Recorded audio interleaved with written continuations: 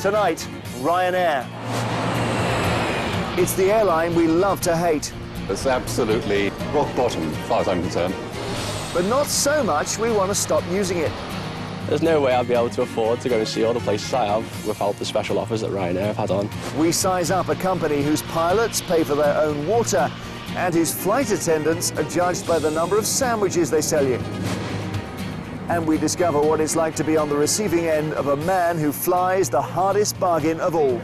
If you want to agree to an unedited interview, happy to answer any questions you have. It's quite straightforward. But this conversation we're having now Will be cut to suit the panorama agenda.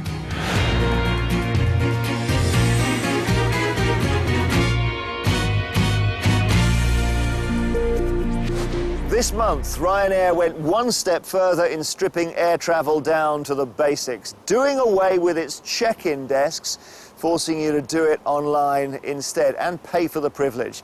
It's a big moment for a company and its chief executive, who sometimes stretches customer loyalty to breaking point and who famously will only do business on his terms. With competitors copying their methods and expansion across the Atlantic on the cards, what does the future hold for the airline we know and love, or hate?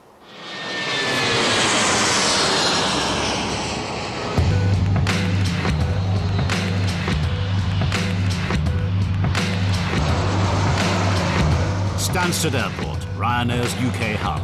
August, and for lots of families, it was to be a summer holiday to remember. This is the scene that holidaymakers faced as they started their trips here on Saturday, and 700 of them didn't make it past the first hurdle at the check-in. Ryanair, famous for offering cheap flights, had found another way of cutting costs. No separate desks for individual flights, no need for them. The Byrne family joined the queue. We'd already checked in online, so we were just expecting to deposit our bags. And of course, we were flying to Portugal for a week. We had probably, between us, we had about eight or nine bags. Not enough bag drop desks, not enough Ryanair staff.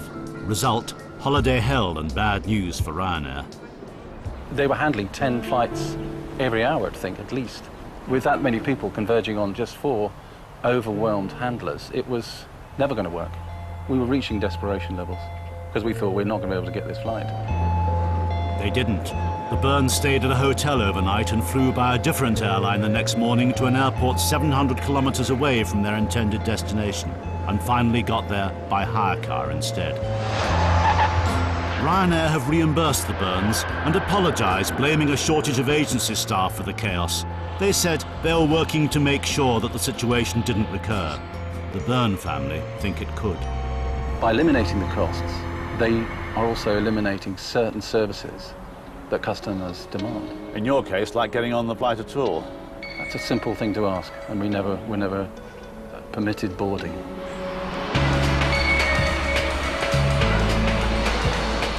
He says he'll never fly Ryanair again. More people said that about Ryanair than any other airline in a BBC survey.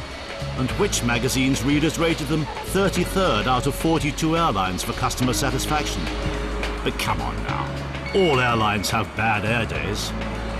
The desks are closed. That's incredible. Remember BA and Terminal 5? Have Ryanair, the pushiest airline in Europe, pushed too hard to cut costs?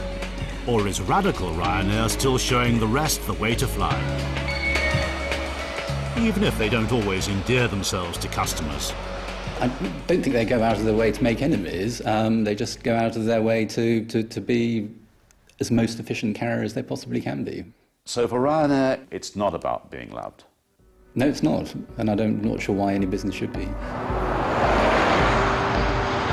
And it's a business which has grown and grown. Ryanair started with one plane in 1985 and now has 200, flying to nearly 150 destinations in 26 different countries. By the number of scheduled international passengers, it's now the biggest airline in the world, carrying nearly 70 million customers a year.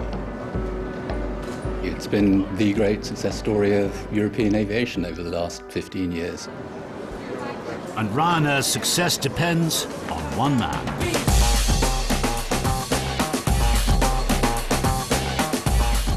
I love recessions. Recessions are much more fun. Good times are a pain in the bum. Good times, any idiot can make money. Ryanair's boss is Michael O'Leary, not your typical CEO. Michael O'Leary's a mighty man. Obnoxious, that's the one word I think of when I think of that man. He should be running the country. If he was running the country, we wouldn't be in the mess we're in. Ryanair. You either love them or you hate them. They say customer service isn't about waiting on you hand and foot. They don't. They say it's about getting you there cheaply and on time. And Ryanair's so well known for the way they do business, they've spawned a whole industry of people taking the Michael out of them. The airline whose fares are famously cheap, but everyone knows that the quoted ticket price may not be quite the end of the story. Well, hello, Michael. How's the crack? What are you after? A pint of lager, certainly. 49 pence. Yes, I know that appears cheap. The glass is going to cost you £2. Will you be wanting a head on it, Michael? But let's get one thing cleared up straight away. Ryanair insists they have no hidden charges. OK, they haven't. So they won't mind our drawing your attention to some of them. Let's start our journey at the website. You have to. They charge you £5 per person per flight for online check-in. You're using your computer, your electricity, your printer paper, and your ink, but you're paying them a commission? Next non-hidden charge, if you forget to print out your boarding card and bring it with you, they'll charge you £40 per person per flight at the airport for printing it out for you. For a family of 4, that's £160 more. And then you have to pay for your flight with your credit or debit card. And guess what? Now you have to pay to pay. It's called a payment handling fee. It's another £5 per passenger per flight. What do Ryanair get charged to process that payment? If it's a credit card transaction, they will be charged between 1 and 2.5%. If it's a debit card, they would be charged a flat fee, which is normally a matter of pence, certainly nowhere near £5. But as Ryanair point out, you have a choice. You don't have to accept their terms, and you can avoid that non-hidden handling charge of £5 per person per flight if your debit card is on the Visa Electron system. Take a look at yours. Thought so. 92% of debit cards issued in the UK are not Visa Electron. And Visa Electron credit cards aren't issued here.